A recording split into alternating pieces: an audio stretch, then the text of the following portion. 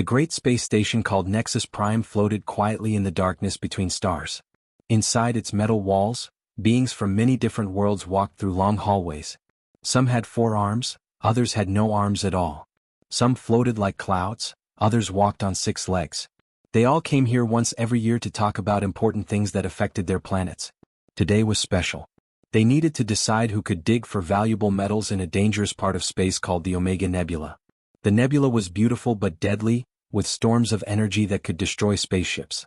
Ambassador Velthorn adjusted his long purple robes as he walked toward the human section of the station. His people, the Kethrans, were famous for being very careful. They studied every decision for months before doing anything. Velthorn had 4 eyes that could see in different directions at the same time, which helped him notice small details that others missed. The humans were new to this group. They had only joined 3 years ago, but already everyone talked about them. Some aliens said humans were strange. Others said they were dangerous. Velthorn wanted to decide for himself. He found the human area easily. 2 guards stood by the door, but they seemed relaxed and friendly. One of them, a woman with short brown hair, smiled and waved him inside. Humans did this thing where they showed their teeth when they were happy. Most aliens found it scary, but Velthorn had learned it meant no harm. Inside the room, a tall man stood looking out a big window at the colorful nebula. The man had gray hair and wore a dark blue uniform with shiny buttons. His name was Commander James Mitchell, and he was the leader of the human group. "Commander Mitchell," Velthorn said, his voice box changing his words into human language. "Are you ready for today's meeting?" James turned around and smiled. "Ready as we can be, Ambassador. Though I have to say, digging for metals in that nebula is going to be quite interesting." The woman with short hair looked up from her computer tablet. Her name was Lieutenant Emma Watson, and she helped James with his work. She had been reading reports about the nebula all morning. Velthorn blinked all 4 of his eyes slowly. This was how his people showed they were thinking hard about something. "Yes, our scientists have studied the nebula carefully. They say the dangers can be controlled if we are smart about it." More aliens had gathered in the hallway outside. Word was spreading that the human leader was about to make his decision about the mining project. A group of crystal beings floated nearby, their bodies making soft musical sounds. Some insect-like creatures clicked their claws together nervously. "We must be very careful," Velthorn continued. "My people always plan for problems before they happen. We think about what could go wrong and make plans to fix it." He paused and looked directly at James. "Commander, from your human way of thinking, what is the worst that could happen?" The hallway outside became completely quiet. The crystal beings stopped making music. The insect creatures stopped clicking. Even the floating cloud people stopped moving. Emma looked up from her tablet with wide eyes and her face went pale. "Oh no," Emma whispered so quietly that only James could hear her. "You should not have asked that question." But it was too late. The question had been asked and something changed in James's face. His eyes got a distant look, like he was seeing things that were not there yet. His smile grew wider, but now it looked different. It looked like the smile of someone who was about to enjoy explaining something very complicated and very terrible. Velthorn noticed that all the other aliens in the hallway had stopped what they were doing. Some of them were slowly backing away from the human area. A few were whispering urgently into their communication devices, probably warning their friends to stay away. "Well," James said, and his voice sounded cheerful in a way that made everyone feel worried. "I am really glad you asked that question, Ambassador." He walked over to a big table in the center of the room where he could make pictures appear in the air using light. Emma quickly moved to the back of the room, as if she wanted to be as far away as possible from what was about to happen. "You know what, Commander?" Velthorn said, suddenly feeling like maybe he had made a mistake. "Perhaps we should discuss this in the official meeting later." But James was already touching the controls of the light picture machine. No, this is perfect timing. Everyone should hear this." The crowd of aliens in the hallway had grown larger. Some of them were recording everything with their devices. Others looked like they wanted to run away but could not move their feet. A few of the braver ones stepped closer to the doorway, though they stayed ready to escape quickly. James looked around at all the watching faces, both human and alien, and his smile got even bigger. "Let me start with the simple problems first," he said, "and then we can work our way up to the really interesting ones." Velthorn felt his stomach make an uncomfortable feeling.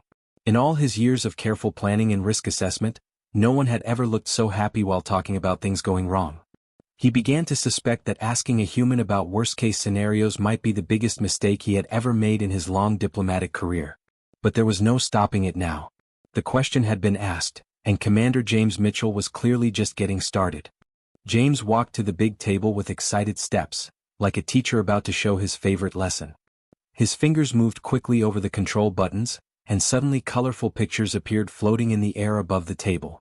The pictures showed the Omega Nebula in perfect detail, with all its swirling clouds and dancing lights. "Let me start with the easy problems," James said happily. "The ones that will probably happen first." Emma made a small worried sound from the back of the room. She had seen James do this before and it never ended well. More aliens crowded into the doorway now, drawn by curiosity even though their instincts told them to run away. "First, we have simple equipment breaking," James explained, pointing at the floating pictures. "The energy storms in the nebula will probably destroy some of our mining machines. Maybe we lose a few diggers, maybe a transport ship or two. Nothing too serious." He shrugged like losing expensive spaceships was no big deal. Velthorn felt a little better. "Yes, our planners thought the same thing. We can handle some broken equipment. But then," James said, and his smile got bigger, "we need to think about what happens after things start breaking." He touched more buttons and the pictures changed.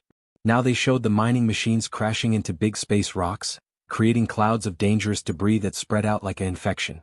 "You see, when our platforms crash, they do not just disappear. They break into thousands of pieces that fly around very fast.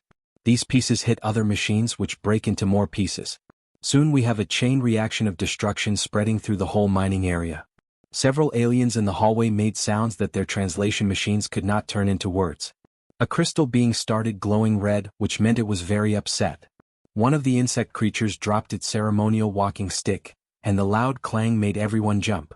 "Of course," James continued, getting more excited, "that is assuming the debris does not cause bigger problems with the nebula itself." Emma closed her eyes and put her face in her hands. She knew what was coming next and she could not bear to watch. James made new pictures appear in the air. These ones showed strange energy waves moving through the colorful clouds of the nebula. Now this is where it gets really interesting. The nebula is not just pretty colors, it is full of quantum energy that scientists do not completely understand yet. He pointed at the swirling energy patterns. If our crashing debris hits the quantum fields in just the wrong way, it could start something called a resonance cascade.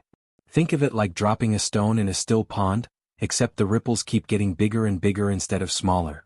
Velthorn's 4 eyes were blinking so fast they looked like flashing lights. His people's careful nature had never prepared him for thinking about problems this big. "Emma," James called to his assistant, "please show them the theoretical models for exotic matter reaction." Emma looked like she wanted to refuse, but she was a good soldier.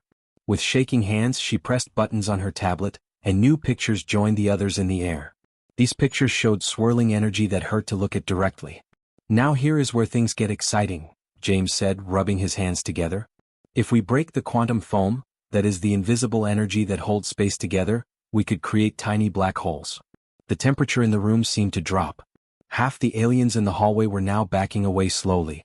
The crystal beings had stopped glowing entirely, which meant they were in shock. "The little black holes would be very small at first," James explained cheerfully. "But black holes eat matter, and the nebula has lots of exotic matter for them to eat. So they would grow bigger and bigger." The pictures now showed dark spots spreading through the nebula, eating everything they touched. James traced their growth with his finger like he was drawing a pleasant picture instead of showing universal destruction. "But wait, there is more," James said with the enthusiasm of someone announcing a wonderful surprise. "The Omega Nebula has natural time distortions. Space and time get twisted there. So if our little black holes interact with those time twists..." New pictures appeared showing reality itself breaking apart like cracked glass. Timelines split and merged and split again in patterns that made several aliens feel sick just looking at them. "We could create causality loops, alternate timelines, or even complete space-time collapse in the local area," James explained. Time could start moving backward or sideways or just stop working entirely. A crystalline hive mind in the hallway made a sound like breaking glass. 2 cloud-like ethereal beings fainted and had to be caught by their friends. Even the tough Corvani warriors looked pale and worried. "Of course," James continued, completely unaware of the terror he was causing, "that level of reality damage would probably get the attention of the Void Dwellers." "The what?" Velthorn managed to ask, though his voice was barely a whisper. "Void Dwellers," James repeated happily. "Creatures that live in the dark dimensions. They eat broken realities. Our scientists think they exist in the spaces between normal space. When reality gets damaged enough, it calls to them like food calls to hungry animals. The pictures now showed horrible dark shapes pouring through tears in space itself. James pointed at them with academic interest. Once the void dwellers start coming through the reality tiers, they will want to eat more broken space. So they will break more reality, which will attract more void dwellers, and so on. He paused and looked around at his audience with a bright, helpful expression. And naturally, if enough reality gets broken, all the barriers between dimensions collapse. That leads to entropy cascade across all possible universes. Complete heat death of everything that has ever existed or could ever exist. James turned back to his terrified audience and smiled his biggest smile yet. But hey, the mathematics say this only has about a 0.00001% chance of happening. Really nothing to worry about. The silence that followed was broken only by the sound of Ambassador Velthorn falling over in a dead faint. Within 3 hours, every being on Nexus Prime had heard the story. The space station's communication systems buzzed with urgent messages flying to home planets across the galaxy. Emergency meetings were being called in languages that had no words for the horrors James had described. Dr. Elizabeth Harper sat in her small office, surrounded by upset alien visitors. As the human team's mind doctor, she was supposed to help other species understand human thinking. Today she felt like she was running a hospital for beings who had seen too much. A tall insect creature sat in the corner, his antenna shaking uncontrollably. "Is it true?" he asked through his translator. "Do humans really think about the end of everything when making simple decisions?" "Well," Elizabeth said carefully, "Commander Mitchell does get a bit carried away sometimes. But yes, humans do naturally think about what could go wrong. We call it planning ahead." The insect made a clicking sound that meant extreme distress. Planning ahead is thinking about rain during outdoor events. This was cosmic horror beyond imagination. Down the hall, the crystalline hive mind had locked themselves in their rooms. Through the transparent walls, other beings could see the crystal creatures flickering with rapid calculations. Mathematical equations flowed across their surfaces like rivers of light, each one trying to figure out the exact probability of James's disaster scenarios. "Must calculate all possibilities," they whispered in their shared voice. 0.00001% is still not zero. Must prepare. Must plan. Must build contingencies for contingencies for contingencies.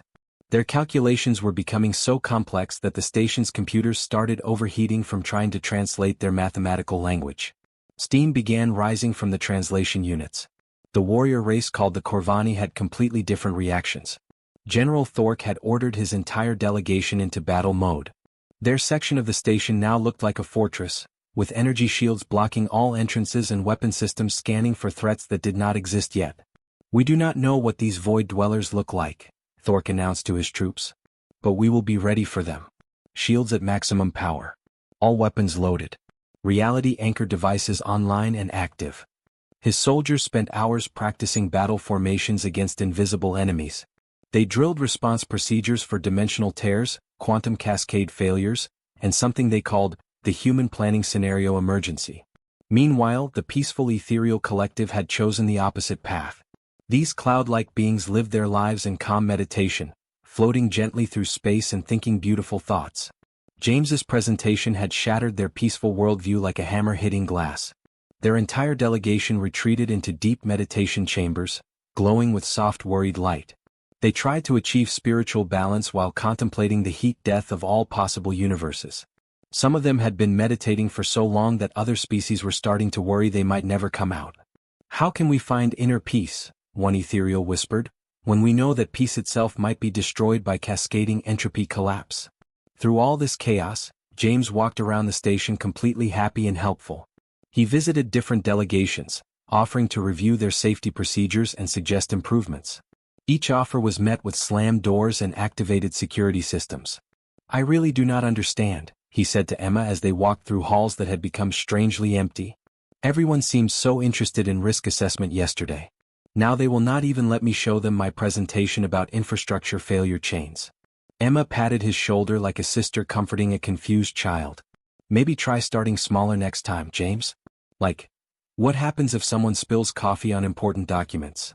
James's eyes immediately got that distant, calculating look. "Well, that depends. Is it regular coffee or synthetic coffee? Because synthetic coffee has acidic compounds that could damage not just paper but also electronic storage systems. And if the coffee spill reaches the main computer cores? Emma walked away quickly, leaving James talking to himself about beverage-based disaster scenarios. In the station's main communication center, technicians worked frantically to handle the flood of emergency messages. Home planets were demanding immediate information about human disaster thinking and reality cascade prevention methods. Some worlds were already beginning evacuation procedures for threats that existed only in James's imagination. The Valkyrie homeworld had activated their emergency council for the first time in 300 years. The Kethran Collective was building new threat assessment facilities. Even distant planets that had never heard of humans before were suddenly very interested in learning about worst-case scenario planning. Ambassador Velthorn sat in his quarters, slowly recovering from his fainting spell. His medical advisor, a gentle six-armed creature named Dr. Helms, was checking his vital signs with concerned clicks. "Ambassador, your stress levels are still very high," Dr. Helms said. "Perhaps you should rest for a few more days." "Rest?" Velthorn laughed, but it was not a happy sound. "How can I rest knowing that a simple mining operation could lead to the destruction of all reality? How can any of us rest?" Dr. Helms did not have a good answer for that question. In her office, Dr. Elizabeth Harper was writing urgent reports to her superiors back on Earth. "The galactic community appears to be experiencing collective psychological trauma," she typed. "Recommend immediate implementation of human cultural sensitivity training. Also recommend keeping Commander Mitchell away from any more planning discussions until further notice." But it was too late for damage control. The infection was spreading. Across the galaxy, beings who had never worried about anything worse than bad weather or economic problems were now lying awake at night, thinking about quantum foam collapse and multidimensional entropy death. James Mitchell, completely unaware of the chaos he had caused, spent the evening in his quarters happily working on his next presentation. This one was about the potential risks of interstellar trade routes. He hummed a cheerful tune while he worked, excited to share his ideas about how cargo ship accidents could potentially destabilize entire star systems through cascading economic and gravitational effects. Tomorrow was going to be another interesting day. 3 days after the disaster presentation, Ambassador Velthorn sat in his quarters staring at his computer screen. He had not slept well since James's explanation about reality collapse. Every time he closed his eyes, he saw images of black holes eating nebulas and strange creatures pouring through tears in space. But Velthorn was a diplomat, and diplomats solved problems by learning about them. If he wanted to understand humans, he needed to study them properly. He began searching through the galactic database for information about human civilization. What he found made him call an emergency meeting immediately. Within an hour, every alien leader still capable of attending meetings had gathered in the main conference room. Many looked tired and worried. The crystalline hive mind flickered weakly, exhausted from days of non-stop calculating. General Thork attended via video link from his fortified bunker. "Fellow delegates," Velthorn began, his voice shaky with excitement and fear, "I have discovered something remarkable about human society. Something that explains everything." He activated the big display screen and began showing files from Earth's databases. The other aliens leaned forward, desperate for any information that might help them understand what had happened. "Humans," Velthorn announced, "have been asking what is the worst that could happen for their entire history. Look at this." The screen showed thousands of human documents with titles like Emergency Preparedness Manual, Disaster Response Protocols, and Survival Guide for Unlikely Events. There were official government plans for floods, earthquakes, diseases, and economic collapse. But there were also stranger things. "This document," Velthorn said, pointing to one file, "is an official government guide for surviving a zombie apocalypse." The room was silent. Several aliens were not sure what zombies were, but the word apocalypse translated clearly in all languages. "And this," Velthorn continued, "is something called Murphy's Law. It says that anything that can go wrong will go wrong. Humans have built their entire civilization around this idea." Dr. Elizabeth Harper, who had been quietly sitting in the back corner, decided it was time to speak. She walked to the front of the room while the aliens watched her nervously. "Ambassador Velthorn is right," she said gently. "Humans do think about disasters all the time. But I think you misunderstand why we do this." She requested control of the display and began showing different images. These showed human cities, space stations, and colonies across the galaxy. All of them looked strong and successful. "We do not think about disasters because we expect them to happen," Elizabeth explained. We think about them because we want to be ready if they do happen. When other species might give up or die out, humans just make a plan and keep going. She showed historical records from Earth. Pictures of humans rebuilding after earthquakes, surviving ice ages, and even recovering from asteroid impacts that had happened long ago. Every disaster you can imagine, humans have either survived it or prepared for it. We have plans for volcanic eruptions, nuclear wars, climate change, and yes, even asteroid impacts. General Thork spoke from his video screen, his voice grudging but interested. So when Commander Mitchell described those terrible scenarios, he was not predicting doom. He was preparing for victory? Exactly, Elizabeth smiled.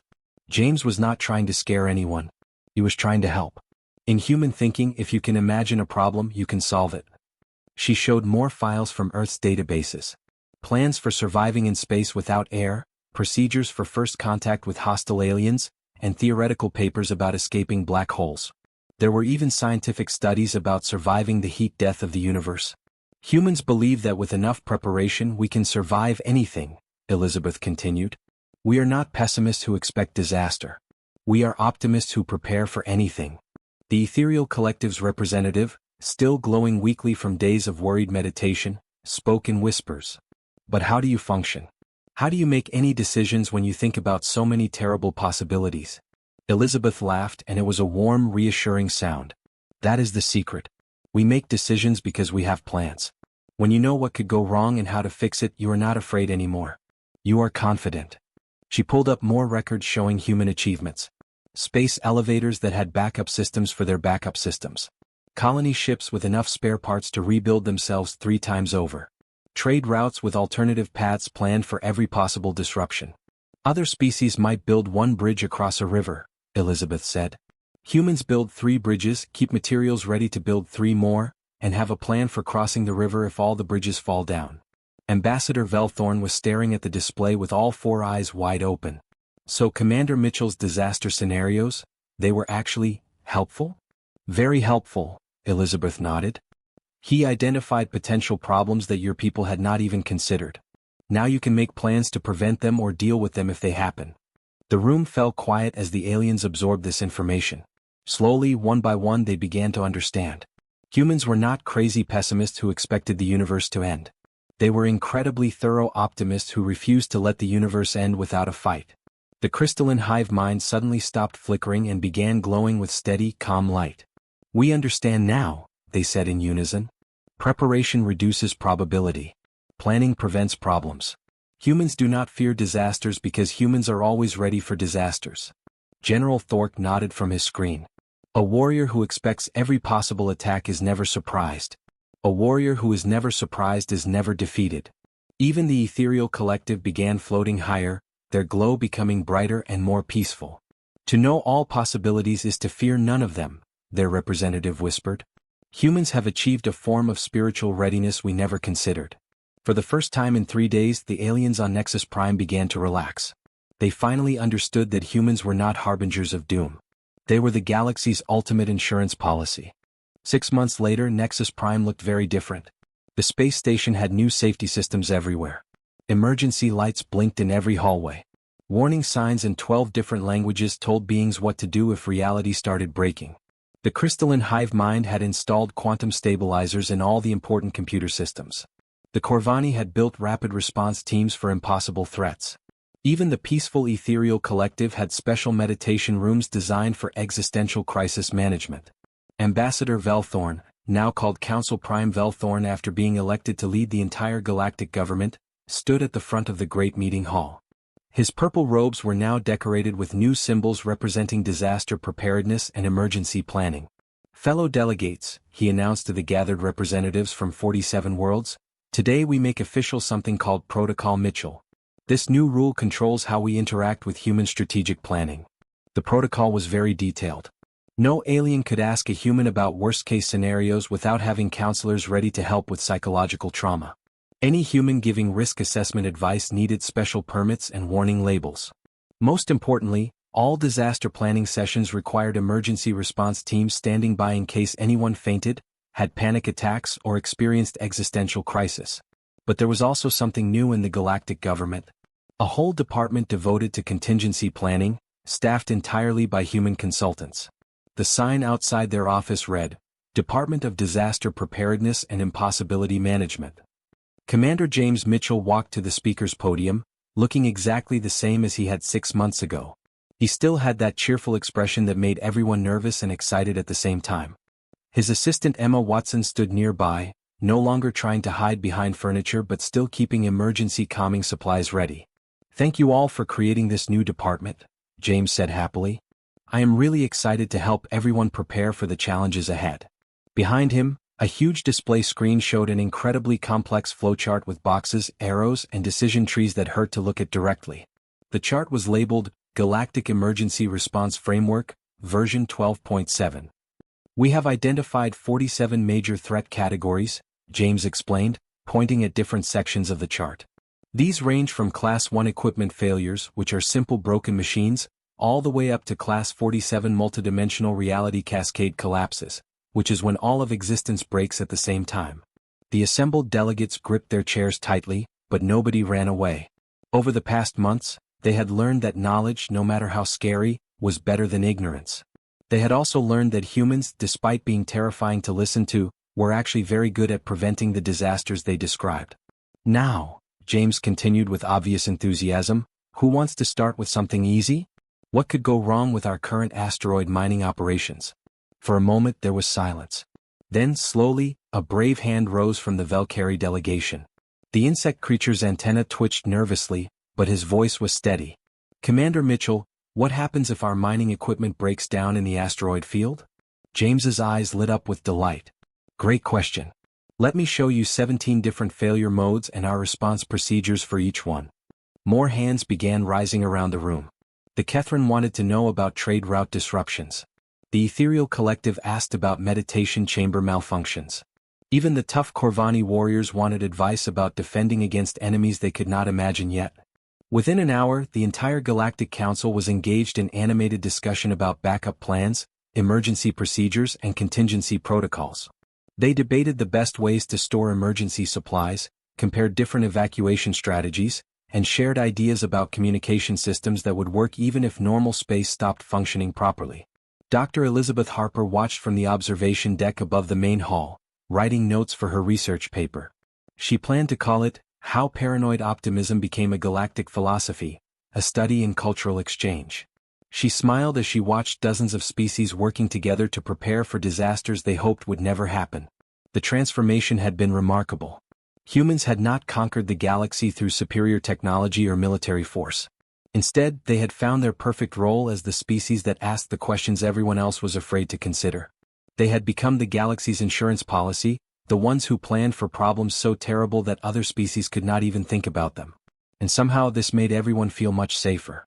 2 years later, when the actual Void Dweller invasion began at the edge of Sector 7, the galaxy was completely ready. The humans had naturally developed a comprehensive response plan that included dimensional barriers, reality anchors, evacuation routes for 17 different types of cosmic horror, and backup plans for situations where the backup plans failed. The invasion was stopped in 4 hours and 37 minutes. Ambassador Velthorn filed his report on the incident with a note of sincere gratitude to Commander Mitchell. After all, James had said there was only a 0.00001% chance of multidimensional entities breaking through reality barriers to eat the universe. But as the humans had taught them all, 0.00001% was not the same as 0%. And in a universe where impossible things happened regularly, being prepared for impossibilities was the most valuable skill anyone could have. The galaxy had learned to think like humans. They still found it terrifying, but they also found it remarkably effective. As James often said during his popular disaster preparedness seminars, the best way to prevent a worst-case scenario is to plan for it in advance. The aliens had finally understood that humans were not pessimists who expected everything to go wrong. They were optimists who refused to let anything go wrong without a fight. And that made all the difference in the universe.